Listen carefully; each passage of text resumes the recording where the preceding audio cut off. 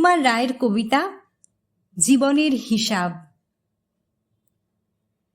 বিদ্যে বোঝাই বাবু মশাই চড়ি শখের বোটে, মাঝিরে কন বলতে পারিস সূর্য কেন ওঠে, চাঁদটা কেন বাড়ে কমে, জোয়ার কেন আসে। বৃদ্ধ মাঝি অবাক হয়ে ফেলফেলিয়ে হাসে।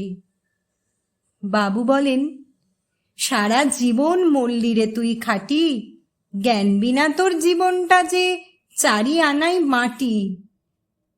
খানিক বাদে কহেন বাবু, বল তো দেখি ভেবে, নদীর ধারা কেমনে আসে পাহাড় হতে নেবে। বল তো কেন লবণ পোড়া সাগর ভরা পানি। মাঝি সে কয়, আরে মশাই অত কি আর জানি।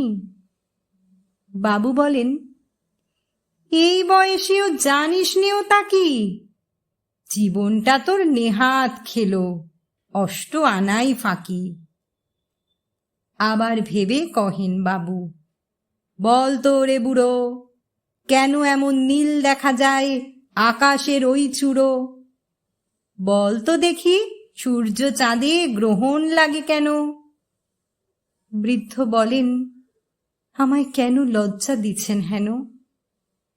বাবু বলেন, বলবো কি আর বলবো তোরে কিতা, দেখছি এখন জীবনটা তোর 12 আনাই বৃথা। খানিক বাদে ঝড় উঠেছে, ঢেউ উঠেছে ফুলে। বাবু দেখেন নৌকাখানি ডুবলো বুঝি দুলে।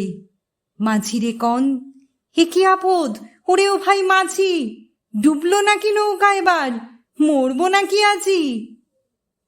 মাঝি শুধায়, সাঁতার জানো। মাথা নাড়েন বাবু।